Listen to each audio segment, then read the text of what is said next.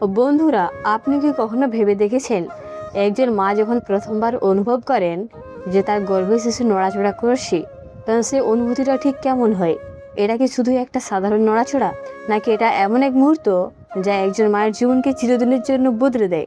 অনেক মা আছেন যারা দিনের পর দিন অপেক্ষা করেন এই বিশেষ মুহূর্তের জন্য। তারা ভাবেন, আমার শিশুটি কবে প্রথম নড়বে, আমি কি সেই অনুভূতি বুঝতে পারবো? সব মায়ের ক্ষেত্রেই কি একই সময় শিশুর নড়াচড়া শুরু হয়, নাকি এর মধ্যে লুকিয়ে আছে আরও অনেক গুরুত্বপূর্ণ তথ্য? আর সবচেয়ে আশ্চর্যের বিষয় হলো, অনেক মা প্রথম দিকে শিশুর নড়াচড়াকে গ্যাস, পেটের শব্দ বা সাধারণ শারীরিক পরিবর্তন বলে ভুল করেন। ফলে তারা বুঝতেই পারেন না যে তাদের গর্ভের ছোট প্রাণটি ইতিমধ্যেই তার উপস্থিতি জানান দিতে শুরু করেছে। কিন্তু প্রশ্ন হলো, গর্ভের শিশু আসলে কখন থেকে নড়াচড়া শুরু করে? দ্বিতীয় মাসে, তৃতীয় মাসে, নাকি তারও অনেক আগে? আর একজন মা ঠিক কত সপ্তাহে সেই নড়াচড়া অনুভব করতে পারেন? আবার যদি খুব বেশি নড়াচড়া করে, তাহলে সেটার অর্থ কী? এই প্রশ্নগুলোর উত্তর জানার আগ্রহ প্রায় প্রতিটি মা বাবার মধ্যেই থাকে। কারণ গর্ভের শিশু নড়াচড়া শুধু একটি অনুভূতি নয়, এটি মা এবং সন্তানের মধ্যে গড়ে ওঠা প্রথম নীরব যোগাযোগ। আজকের এই বিশেষ ভিডিওতে আমরা ধাপে ধাপে জানব গর্ভের শিশু ঠিক কখন নড়াচড়া শুরু করে, একজন মা কত সপ্তাহে তা অনুভব করতে পারেন, প্রথম নড়াচড়া কেমন লাগে, কোন লক্ষণগুলো স্বাভাবিক এবং কোন বিষয়গুলো অবহেলা করা উচিত নয়। ভিডিওটি শেষ পর্যন্ত দেখুন, কারণ শেষের দিকে আমি এমন কিছু গুরুত্বপূর্ণ তথ্য শেয়ার করব যা অনেক মা জানেন না। অথচ এই তথ্যগুলো জানা থাকলে গর্ভস্থানে অনেক অপ্রয়োজনীয় দুশ্চিন্তা থেকে মুক্ত থাকা যায়। তাহলে চলুন আর সময় নষ্ট না করে শুরু করা যাক আজকের গুরুত্বপূর্ণ আলোচনা। উপায় 1, গর্ভের শিশু আসলে কখন থেকে নড়াচড়া শুরু করে?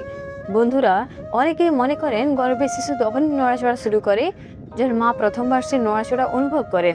কিন্তু বাস্তবতা হলো, শিশুটি মায়ের অনুভব করার অনেক আগেই নড়াচড়া শুরু করে দেয়। গর্ভধারণের কয়েক সপ্তাহ পর থেকেই শিশুর শরীরে ধীরে ধীরে পরিবর্তন শুরু হয়। ছোট হাত, পা এবং শরীরের বিভিন্ন অংশ গঠিত হতে থাকে। আর এই সময় থেকে শিশুটি খুব ছোট ছোট নড়াচড়া করতে শুরু করে। তবে তখন তার আকার এতটাই ক্ষুদ্র থাকে যে মা সে নড়াচড়া বুঝতে পারেন না। ভাবুন তো, আপনার গর্ভে একটি ছোট প্রাণ বেড়ে উঠেছে। সে ধীরে ধীরে হাত নাড়ছে, পা নাড়ছে, শরীর ঘুরিয়ে নিচ্ছে, কিন্তু আপনি কিছুই অনুভব করতে পারছেন না। কারণ তখন শিশুটি এতটাই ছোট যে তার নড়াচড়া জরায়ু ভেতরে সীমাবদ্ধ থাকে। সাধারণত গর্ভস্থায় 16 থেকে 25 সপ্তাহের মধ্যে অধিকাংশ মা প্রথমবার শিশুর নড়াচড়া অনুভব করেন। কারণ কারো ক্ষেত্রে এটি একটু আগে হতে পারে, আবার কারো ক্ষেত্রে একটু পরে। যেসব মায়ের এটি প্রথম সন্তান, তারা অনেক সময় শিশুর নড়াচড়া চিনতে একটু বেশি সময় নেন। কারণ আগে কখনোই অভিজ্ঞতা না থাকায় তারা বুঝতে পারেন না যে ঠিক কী অনুভব করছেন।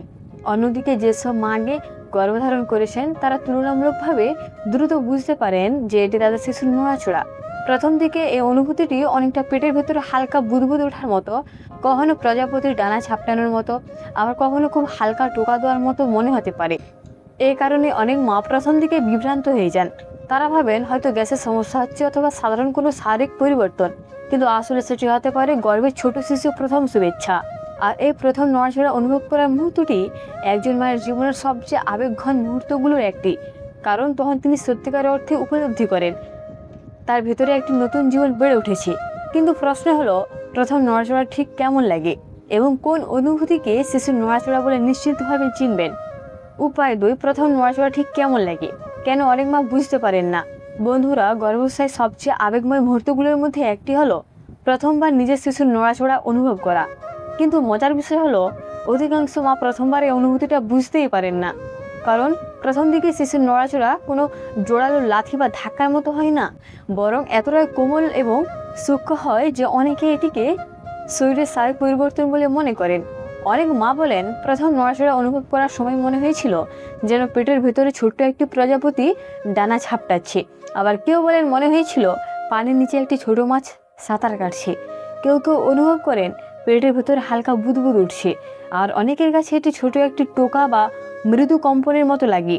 এই কারণে প্রথম গর্ভধারণের সময় অনেক মা বুঝতে পারেন না যেটি আসলে তাদের শিশুর নড়াচড়া। তারা ভাবেন হয়তো গ্যাস হয়েছে, হয়তো হজমের সমস্যা, হয়তো পেটের স্বাভাবিক শব্দ।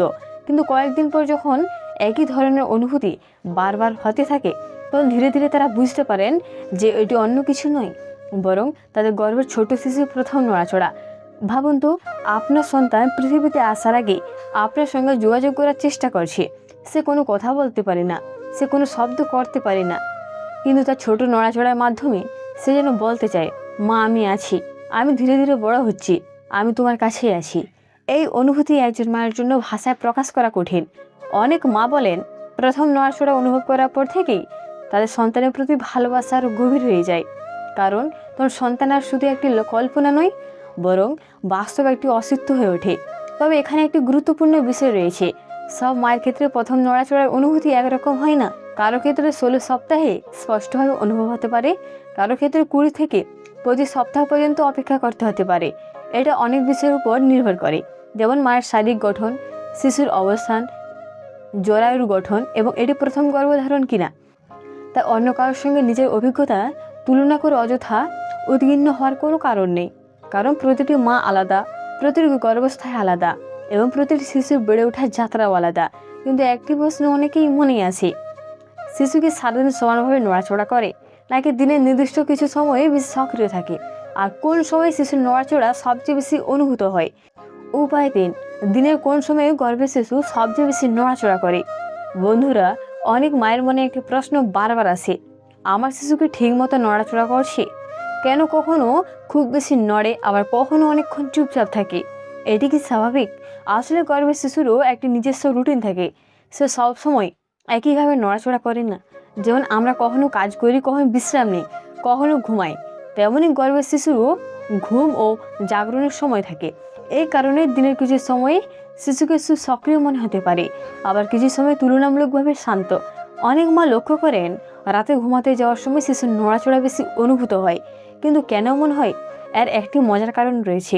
সারাদিন একজন মা যখন হাঁটাচলা করেন, কাজ করেন বা বিভিন্ন কাজে ব্যস্ত থাকেন, তখন শরীরের নড়াচড়ার কারণে শিশুটি অনেক সময় দোলনার মতো আরামদায়ক অনুভূতি পায়, ফলে সে তুলনামূলকভাবে শান্ত থাকতে পারে। কিন্তু রাতের দিকে যখন মা বিশ্রাম নেন এবং চারপাশে শান্ত হয়ে যায়, তখন শিশুর ছোটো ছোটো নড়াচড়াগুলো অনেক বেশি স্পষ্টভাবে অনুভূত হয়। অনেক সময় মা যখন বিছানায় শুয়ে থাকেন, তখন হঠাৎ মনে হয় পেটের ভেতরে কেউ যেন ছোটো করে লাথি মারছে, কখনো মনে হয় কেউ ধীরে ধীরে ঘুরে দাঁড়াচ্ছে, কখনো আবার টানা কয়েক মিনিট ধরে নড়াচড়া অনুভূত হয়। এগুলো সাধারণ স্বাভাবিক ঘটনা। আরেকটি বিষয় অনেক মা খেয়াল করেন, খাওয়ার পর শিশুর নড়াচড়া কিছুটা বেড়ে যায়, বিশেষ করে যখন মা পুষ্টিকর খাবার খান, তখন শরীরে শক্তির মাত্রা বাড়ে এবং শিশু অনেক সময় বেশি সক্রিয় হয়ে ওঠে। তবে মনে রাখতে হবে, প্রতিটি শিশুর স্বভাব আলাদা, কেউ তুলনামূলক বেশি সক্রিয়, কেউ একটু শান্ত প্রকৃতির। তাই অন্য কারোর অভিজ্ঞতার সঙ্গে নিজের শিশুর নড়াচড়ার তুলনা করা কঠিন নয়। সবচেয়ে গুরুত্বপূর্ণ বিষয় হলো, আপনি ধীরে ধীরে আপনার শিশুর স্বাভাবিক নড়াচড়ার ধরন চিনতে শিখবেন। কখন সে বেশি নড়ে, কখন বিশ্রাম নেয়, কখন সবচেয়ে বেশি সক্রিয় থাকে। এগুলো বুঝতে পারলে আপনি আরও আত্মবিশ্বাসী বোধ করবেন। কিন্তু যদি হঠাৎ করে শিশুর নড়াচড়া আগের তুলনায় অনেক কমে যায়, অথবা দীর্ঘ সময় কোনো নড়াচড়াই অনুভব না হয়, তাহলে কি সেটা চিন্তার কারণ? কখন সতর্ক হওয়া উচিত আর কখন চিকিৎসকের পরামর্শ নেওয়া জরুরি? উপায় 4, শিশুর নড়াচড়া কমে গেলে কি চিন্তার কারণ আছে?